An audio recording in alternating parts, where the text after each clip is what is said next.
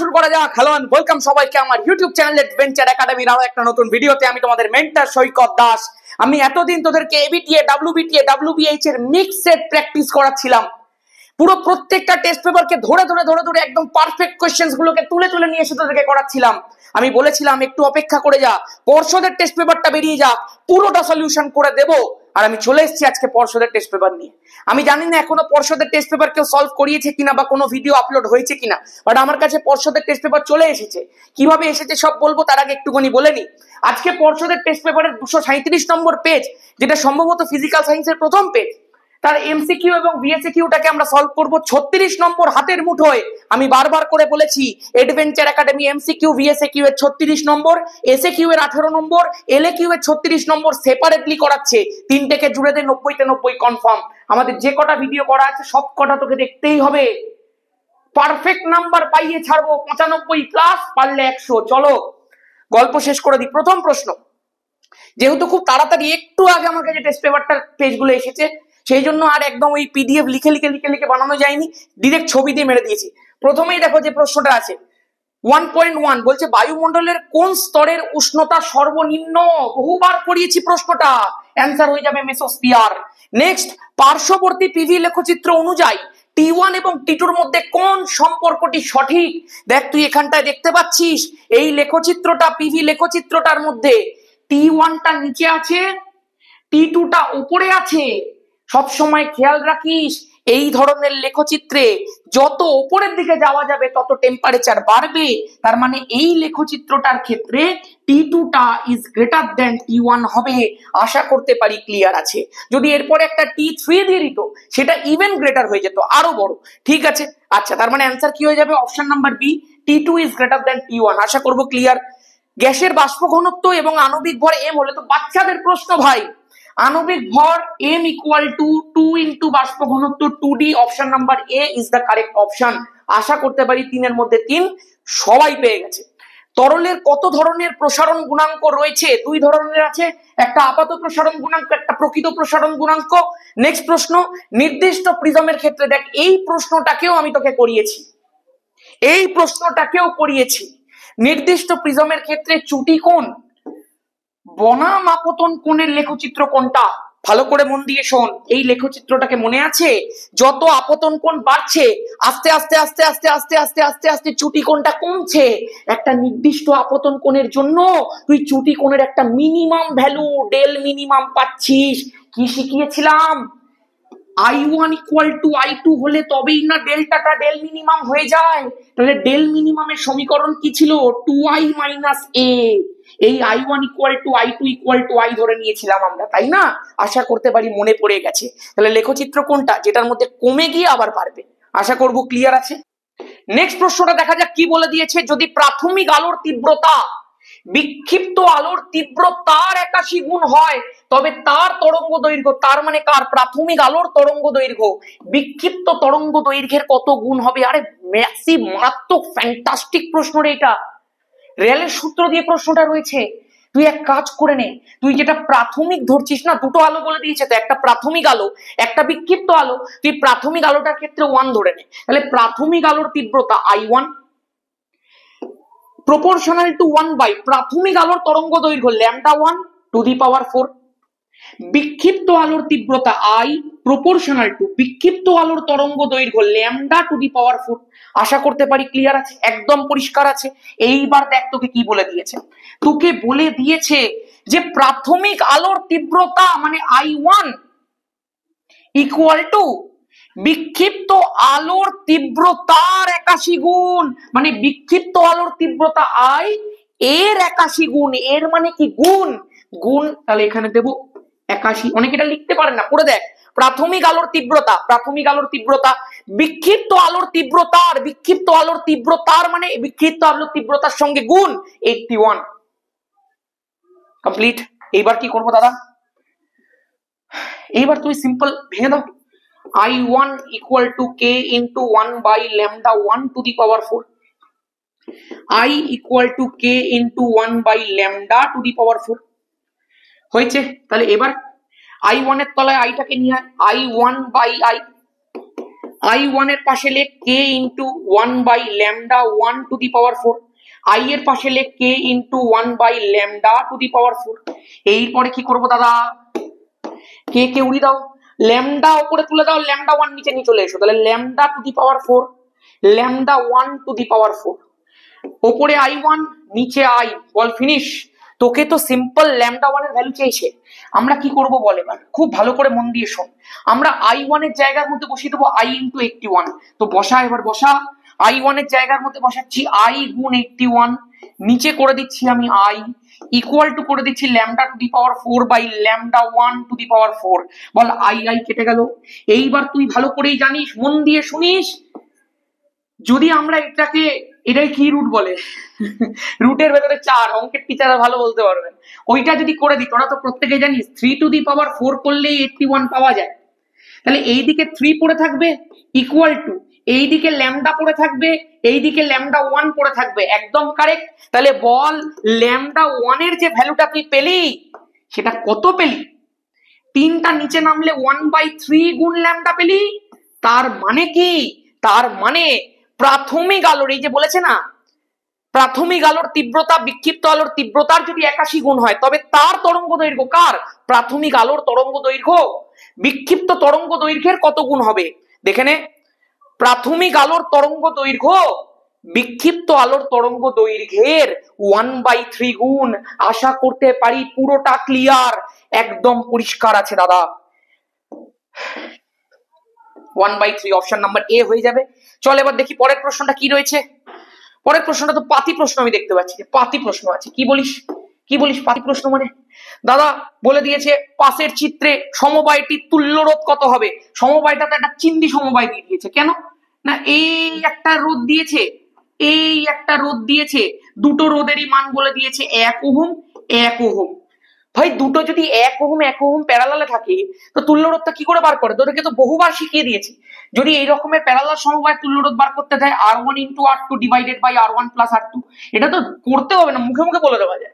R1 into R2 করলে কি হবে বল, 1 গুণ 1, তার মানে উপরে 1 থেকে যাবে। R1 প্লাস R2 করলে 1 প্লাস 1 2 থেকে যাবে। 1/2 মানে কত বল, 0.5 ওহম। গল্প শেষ। তাহলে 0.5 অ্যান্সার হয়ে যাবে, 0.5 অপশন নাম্বার সি। ক্লিয়ার, ডান, ডাস্টেড। চল দেখি পরেরটা। প্রদত্ত কোনটি 1 ওয়াট বোঝায়। ভাই 1 ওয়াট মানে কি, ক্ষমতা। তো ক্ষমতার সমীকরণগুলো কি ছিল, P equal to VI, P equal to V square by R, P equal to I square into R। এবার তুই মিলিয়ে দেখ না কার ইউনিটের সাথে মিলছে। V এর ইউনিট ভোল্ট, I এর ইউনিট অ্যাম্পিয়ার। এই দেখ 1 ভোল্ট ইন্টু 1 অ্যাম্পিয়ার, এই অ্যান্সার তো প্রথমেই শেষ, প্রথমেই শেষ। এটা হতো ভোল্টেজ স্কোয়ার বাই ওহম, এটা হয়ে যেত ampere square into ohm. Clear, complete. ভরের সঠিক ক্রম কোনটা, ভরের ক্রম চেয়েছে, ভর ভর ভর ভর ভর ভর ভর ভর ভর ভর ভর কি হবে ভাই, আলফার ভর সবচেয়ে বেশি, তারপরে বিটা, তারপরে গামা। সবার কাছে ক্লিয়ার, পকেটে ভরে গেছে আমাদের নাম্বারটা, অপশন নাম্বার এ। 1/10 মেন্ডেলিভের পর্যায় সারণীতে কত জোড়া মৌলকে ক্রমবর্ধমান পারমাণবিক ভর অনুযায়ী সাজানো যায়নি। 4 জোড়া, ক্ষেত্রে 4 জোড়া। অনেক বইতে 3 জোড়া লেখে, বাট অ্যাকচুয়ালি 4 জোড়া ছিল, তাই না? একটা ছিল হচ্ছে তোর আর্গন আর পটাশিয়ামের ছিল, একটা তোর কোনি ছিল মানে কোবাল্ট আর নিকেল, একটা তোর ছিল টেলুয়াই মানে টেলুরিয়াম আর আয়োডিন ছিল, আরেকটা তোর ছিল হচ্ছে তোর থোরিয়াম আর প্রোট্যাক্টিনিয়াম ছিল, তাই না? আচ্ছা, কোন যৌগটিতে সমযোজী দ্বিবন্ধন আছে? সমযোজী দ্বিবন্ধন কার মধ্যে আছে ভাই, কার্বন ডাই অক্সাইডের মধ্যে আছে, এই যে C double bond O double bond ও। কমপ্লিট। নেক্সট বলেছে অ্যাসিড মিশ্রিত জলের তড়িৎ বিশ্লেষণে ক্যাথোডে 20 ml হাইড্রোজেন গ্যাস উৎপন্ন হয়েছে। 20 ml হাইড্রোজেন গ্যাস যদি পাওয়া যায়, তাহলে নিশ্চয়ই অ্যানোডের অক্সিজেন চেয়েছে। একদম, আমি এই প্রশ্নটা পর্যন্ত দেখিনি, আমি একদম ডিরেক্ট চলে এসেছি তোদের কাছে সলিউশন নিয়ে, ডিরেক্ট এগুলো ঝপাঝপ ঝপাঝপ ফাইল বানিয়ে চল সলিউশন করবো দাঁড়িয়ে। একদম ক্যাথোডে 20 ml হাইড্রোজেন পাওয়া যাচ্ছে, তাহলে হাইড্রোজেন ইসটু অক্সিজেন যেটা রয়েছে সেটা 2:1 রয়েছে। 2 ইউনিটের ভ্যালু 20, তাহলে 1 ইউনিটের ভ্যালু 10, তাহলে অক্সিজেন 10 ml পাওয়া যাবে, গল্প শেষ। শর্ট কোশ্চেন এভাবে করতে হবে। এটা তো 2 ইউনিট, 2 ইউনিটের ভ্যালু কত দেওয়া আছে 20 ml, তাহলে 1 ইউনিটের ভ্যালু 10 হবে, 1 ইউনিট চেয়েছে 10 হয়ে গেল, গল্প শেষ। কেন আমি বেকার বেকার এত কিছু করবো, চলো গল্প শেষ। ওলিয়াম, ওলিয়ামের রাসায়নিক নাম, এই ওলিয়াম তো আগেই তোরা পড়ে নিয়েছিস, পাইরোসালফিউরিক অ্যাসিড, এই যে অপশন নাম্বার সি, পাইরোসালফিউরিক অ্যাসিড। আমি জানি না কতটা কি দেখতে পাচ্ছিস, আমি এই জন্য এই ধরনের সলিউশন করাই না, আমি পুরো লিখে সলিউশন করাই, সেই কারণে আমি একটু বড় বড় করে দিচ্ছি, ঠিক আছে। নেক্সট বলছে নীল বর্ণের কপার সালফেট দ্রবণে আয়রন দণ্ডকে নিমজ্জিত করলে নিমজ্জিত অংশের পৃষ্ঠতলে লাল ধাতব কপারের আস্তরণ তৈরি হয়, এর কারণটা কি? আরে ভাই, এটা আমাদের সেই পুরনো প্রশ্ন, সমাজের বাস্তব চিত্র, গরিব লোক বড় লোকের কেস। মনে আছে? মনে আছে তো? যারা যাদের মনে নেই, কালকে আমি একটা ভিডিও দিয়েছি কিভাবে পুরো সিলেবাস কমপ্লিট করতে হবে, কিভাবে 95+ নাম্বার পেতে হবে উইদিন 2 মান্থস। আমার পুরো একদম কম্প্যাক্ট করে তোকে দিয়ে দিয়েছি কি পড়তে হবে, কোথা থেকে পড়তে হবে, গিয়ে দেখে নেবে ভিডিওটা আজকের পরে। দেখ, যদি আমরা তড়িৎ রাসায়নিক শ্রেণী দেখি, তাহলে আয়রন কপারের থেকে অনেকটা উপরে অবস্থান করছে। এই জন্য যখন আমরা কপার সালফেটের দ্রবণের মধ্যে আয়রনের দ্বন্দ্বকে নিমজ্জিত করছি, তখন তুই এইটুকু নিশ্চয়ই বুঝতে পারছিস, এই যে কপার সালফেটটা রয়েছে সেটা বিয়োজিত হয়ে কপার 2+ আর SO4 2- আয়ন তৈরি করে। এই SO4 2- কি চাই? পজিটিভ চার্জ চাই, আর ওর কিচ্ছু দরকার নেই। ও কি দেখবে?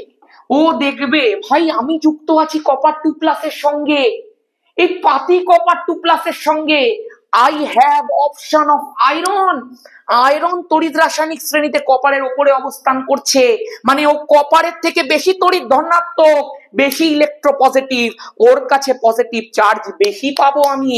ও সঙ্গে সঙ্গে কপারকে ছেড়ে গিয়ে সাথে যুক্ত হবে, তাহলে FeSO4 আর কপার নদীর ধারে গিয়ে কিনলের বোতলের জল খাবে, ঠিক আছে, কপার উৎপন্ন হয়ে গেল। এই জন্যই তো কপারের আস্তরণটা সৃষ্টি হয়। তাহলে এর কারণটা কি? এর কারণটা ছিল ধাতুর সক্রিয়তা শ্রেণীতে কপার আয়রনের উপরে অবস্থিত। চল পাগলা, ধাতুর সক্রিয়তা শ্রেণীতে কপার আয়রনের নিচে অবস্থিত, অপশন নাম্বার বি। সম্পৃক্ত হাইড্রোকার্বন কোনটা ভাই? সম্পৃক্ত হাইড্রোকার্বন মানে তুই বুঝতেই তো পারছিস, CnH2n+2 সমীকরণ যেটা স্যাটিসফাই করবে সেটাই। তুই এখানে চোখে দেখে বুঝতে পারছিস C2H6 হবে। আমরা এগুলোকে ইজিলি এখন করতে পারি, কারণ আমরা প্রচুর সলিউশন করেছি, আমরা নতুন করছি না ভাই, প্রচুর সলিউশন করেছি তোদেরকে, ঠিক আছে। চল এবার একটুখানি দেখা যাক এমসিকিউ এর এমসিকিউ এর পরে ভিএসকিউ টাইপের প্রশ্নের মধ্যে কি রয়েছে। বলেছে কয়লার তাপন মূল্য 15,000 কিলোজুল পার কেজি বলতে কি বোঝো? মানে 1 কেজি কোনো একটা কয়লার নমুনার যদি সম্পূর্ণ দহন করা যায়, তাহলে সেখান থেকে 15,000 কিলোজুল তাপ শক্তি উৎপন্ন হয়। গল্প শেষ, গাছের পাতা সবুজ। নেক্সট, সৌরশক্তি ব্যবহারের একটি অসুবিধা উল্লেখ করো। মেঘলা দিনে বর্ষা হলে পাবি না, আবার কি? ঠিক আছে, সৌরশক্তি কম পাওয়া যায়। পাশের বিবৃতিটি সত্য না মিথ্যা লেখো। অভিকর্ষের বিপরীতেও ব্যাপন হতে পারে, অবশ্যই ব্যাপন সর্বত্র হতে পারে, অভিকর্ষের বিপরীতেও হতে পারে ব্যাপন, ঠিক আছে। PV = nRT সমীকরণ থেকে গ্যাসের ঘনত্বের সমীকরণ লেখো। খুব ভালো একটা প্রশ্ন, PV = nRT। তোরা তো এখন জানিস, আমাদের সব স্টুডেন্টরা জানে, এমনি এমনি আমাদের স্টুডেন্টরা টেস্টে 90 থেকে 100 কাঁপিয়ে দিয়েছে, পুরো ভরে ভরে পেয়েছে। PV = কত বল? এনটাকে তো লেখা যায় W/mRT, মোলটাকে তো লেখা যায় ভর বাই আণবিক ভর, কমপ্লিট। যদি এখান থেকে আমি তোকে বলি ঘনত্ব বার করতে, তুই বলবি দাদা ঘনত্ব মানে ভর বাই আয়তন, মানে ডাব্লুর তলায় ভিটাকে আনতে হবে। তো নিয়ে আয়, ডাব্লুর তলায় ভি আনলে কি পাওয়া যায় বল দাদা? PM/RT পাওয়া যায়, একদমই তাই। তাহলে দাদা এখান থেকে D = আসছে PM/RT। আমি বললাম একদম, এটাই তো সমীকরণ। অথবা ফারেনহাইট স্কেলে পরম শূন্য উষ্ণতার মান কত? আরে ভাই নিচে কমেন্ট কর। এটা বহুবার তোদেরকে এই প্রশ্ন 3টে স্কেলে বারবার করে শিখতে বলেছি, একটা কেলভিনে, একটা সেলসিয়াসে, একটা ফারেনহাইটে। 3টেই পরপর লিখে কমেন্ট করো, একসাথে কমেন্ট করবে, কেলভিন, সেলসিয়াস, ফারেনহাইট, 3টে একসাথে। নেক্সট, তাপ পরিবাহিতাঙ্কের মাত্রীয় সংকেত বহুবার লিখতে শিখিয়ে দিয়েছি এগুলোকে। চল আরেকবার একটুখানি দেখিয়ে দিই এটা তৈরি করতে হয় কি করে। Q = K A θ2 - θ1 × T / D হয় সমীকরণ। যদি K এর ভ্যালুটা বার করতে বলে Q × D করে দিতে হয়, / A θ2 - θ1 × T করতে হয়। বলো হ্যাঁ। আচ্ছা, এখান থেকে যদি দাদা কে এর মাত্রিয় সংকেত চায়, তাহলে আমাদেরকে করতে হবে কিউ এর মাত্রিয় সংকেতের সঙ্গে ডি এর মাত্রিয় সংকেতটাকে গুণ, নিচে এ এর মাত্রিয় সংকেত সাথে θ2 মাইনাস θ1 এর মাত্রিয় সংকেতটাকে গুণ ইনটু টি এর মাত্রিয় সংকেতটাকে গুণ। একদম কারেক্ট দাদা। এখান থেকে তাহলে আমাকে কে এরটাকে বার করতে হলে কিউ এর মাত্রিয় সংকেতটাকে বসাতে হবে। কিউ মানে কি? তাপ। তাপ মানে কি? শক্তি। শক্তি মানে কি? কার্যের মাত্রিয় সংকেত। কার্যেরটা কত? এম এল স্কোয়ার টি মাইনাস টু। বলো হ্যাঁ। ডি এরটা কত বলো? এল। ডি তো একটা বেদ, বেদ মানে দৈর্ঘ্য, দৈর্ঘ্য মানে এল। ক্ষেত্রফল হচ্ছে এল স্কোয়ার। θ2 মাইনাস θ1 মানে উষ্ণতার পার্থক্য মানে উষ্ণতা, উষ্ণতা মানে থিটা। টি মানে সময়, সময় মানে টি। গল্প শেষ। ঠিক আছে, চলো এইবার এল স্কোয়ার দিয়ে এল স্কোয়ার কাটলো, এম ইন্টু এল থেকে গেল, তাহলে এম ইন্টু এল। টি ওপরে গেলে T to the power minus three, theta ওপরে গেলে theta to the power minus one. গল্প শেষ। গাছের পাতা সবুজ। কি শর্তে উত্তল লেন্স অবতল লেন্সের মতো আচরণ করে? VVI question. লেন্সের পারিপার্শ্বিক মাধ্যমের প্রতিসরাঙ্ক যদি লেন্সের প্রতিসরাঙ্কের থেকে বেশি হয়ে যায়, তখনই উত্তল লেন্স অবতল লেন্সের মতো আচরণ করবে। নেক্সট, কোন মাধ্যমের আলোর বেগ 2 × 10⁸ মিটার পার সেকেন্ড, ওই মাধ্যমের প্রতিসরাঙ্ক কত? এটা আমাদের ছেলেমেয়েরা নিচে কমেন্ট করে বলবে। আমি শুধু ফর্মুলাটা লিখে দিচ্ছি, mu equal to C by V. প্রতিসরাঙ্ক বার করো। সি এর জায়গায় আলোর বেগ শূন্য মাধ্যমে, আর ভি এর জায়গায় 2 × 10⁸ 1.5 অ্যান্সার। স্নেলের সূত্রের একটি সীমাবদ্ধতা উল্লেখ করো। লম্ব আপতনের ক্ষেত্রে স্নেলের সূত্রটা প্রযোজ্য হয় না। তোরা নিচে কমেন্ট কর, লম্ব আপতনে আপতন কোণের মান কত? কাঁপিয়ে দেবো রে, কাঁপিয়ে দেবো। মাধ্যমিক কাঁপবে। কমেন্ট একটু কমেন্ট বলছি, রেকর্ডিং হচ্ছে একদম পারফেক্ট। বিভব প্রভেদ এবং রোধাঙ্কের অনুপাতের মাত্রিয় সংকেত। ওরা সর্বনাশ করেছে, হেভি প্রশ্ন দিচ্ছে। বিভব প্রভেদ আর রোধাঙ্কের অনুপাতের মাত্রিয় সংকেত বল। ভি ইকুয়াল টু আই আর হয়। ভি ইকুয়াল টু আই একবারই ইয়ে করে দে, হ্যাঁ ভেঙে দে। আরের জায়গাটার মধ্যে দেখতো, আরের জায়গাটার মধ্যে বসানো যায় তো, রো ইন্টু এল বাই এ একদম বসানো যায়।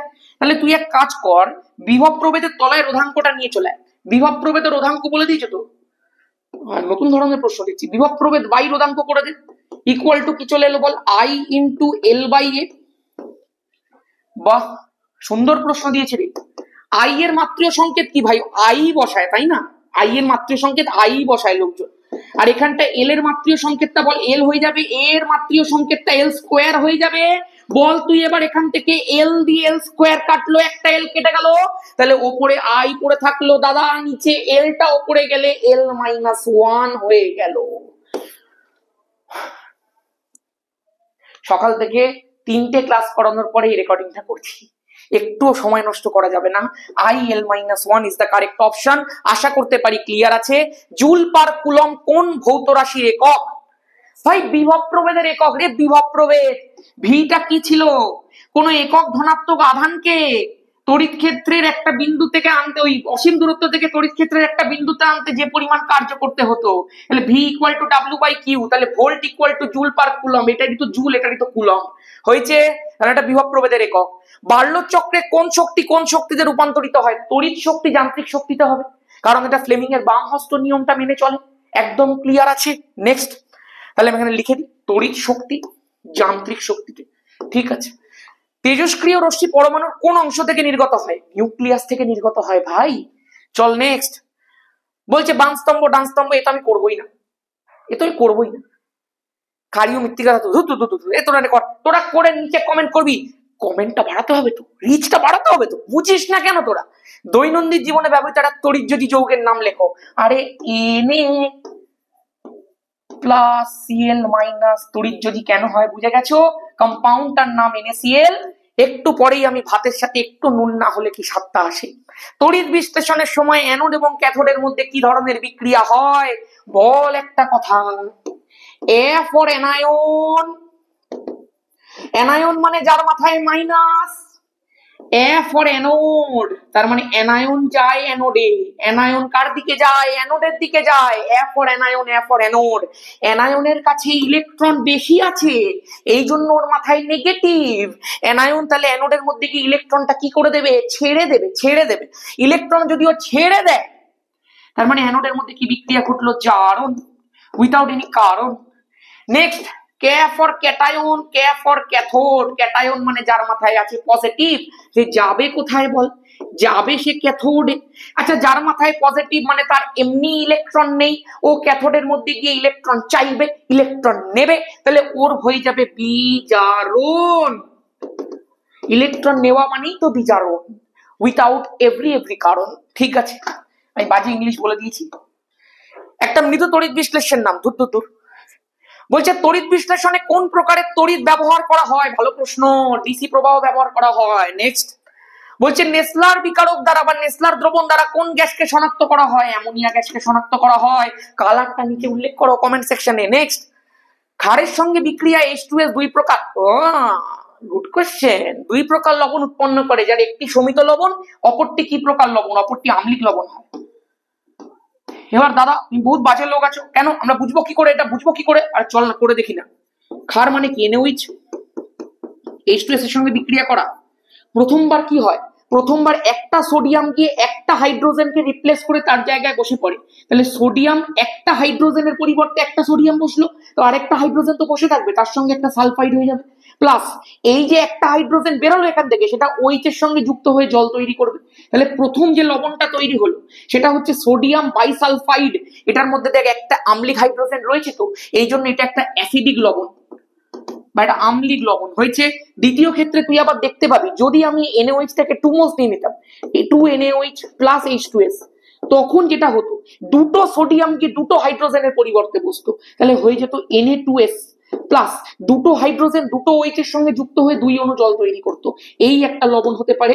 এইটা হচ্ছে দেখ কোনো আম্লিক হাইড্রোজেন নেই, তাহলে এটা একটা সমিত লবণ বা প্রশম লবণ। কমপ্লিট। একটি নাইট্রোজেন ঘটিত জৈব সারের নাম লেখো। ইউ ইউ ইউ ইউ নিচে কমেন্ট করে দে। CH3COOH, আচ্ছা CH3CH2COOH এর IUPAC নাম। ওরে বাবা রে, এই তো weak acid. Meth eth prop, propane যুক্ত উইক অ্যাসিড, প্রোপানুইক অ্যাসিড। আমরা বিশাল কঠিন IUPAC নেম করে এসেছি ভাই, তো চুটকি মেরে উড়িয়ে দেবো। ইথানল যৌগটির সংকেত লেখো। আমি লিখবই না। টেট্রাফ্লুরোইথিলিন কোন পলিমারের মনোমার? টেট্রাফ্লুরোইথিলিন মানে এই তো, এটাই তো টেট্রাফ্লুরোইথিলিন। এটা তো আমি আমার 5 মিনিট রিক্যাপেও করাই রে মাঝে মধ্যেই। টেট্রাফ্লুরোইথিলিন কার মনোমার? পলিটেট্রাফ্লুরোইথিলিনের মনোমার। পলিটেট্রাফ্লুরোইথিলিনটা কে? টেফলন। আবার কে? টেফলনের ব্যবহার নিচে লেখো। ঠিক আছে, কমপ্লিট। বাস, পর্ষদের প্রথম সেট দিয়ে দিয়েছি, কথা মতো দিয়ে দিয়েছি, এবং আমি আশা করতে পারি তোরা এই পর্ষদের সেটগুলোকে কাঁপিয়ে দিবি করে। কিছুদিনের মধ্যে এসএকিউ আসবে, তারপরে ওই সেটটার এলএকিউ আমাদের চ্যানেলের মধ্যে আসবে। গ্যারেন্টি দিয়ে বলতে পারি পুরো পর্ষদ সলভ করাবো। কিছুদিন সলভ করিয়ে নেবো, দেখবো মোটামুটি বাকি সব কোশ্চেন রিপিটেড আছে, তারপর থেকে শুধুমাত্র সেই কোশ্চেন গুলোকে করাবো যেগুলোকে আমার মনে হবে যে এগুলো আনকমন, প্লাস তার সঙ্গে এবিটিএ ডাব্লিউবিটিএ ডাব্লিউএইচ এ জুড়ে দিয়ে একটা ম্যাসিভ মেগা টেস্ট পেপার করাবো, মেগা টেস্ট পেপার। ঠিক আছে, আজকের মতো এখানেই। সবাই ভালো থাকিস, সুস্থ থাকিস। চ্যানেলটার মধ্যে নতুন হয়ে থাকলে সাবস্ক্রাইব করে দে। কি করছিস ভাই, এখনো করিসনি? জয় ধামাকা বলে আর তাড়াতাড়ি সাবস্ক্রাইবটা কর।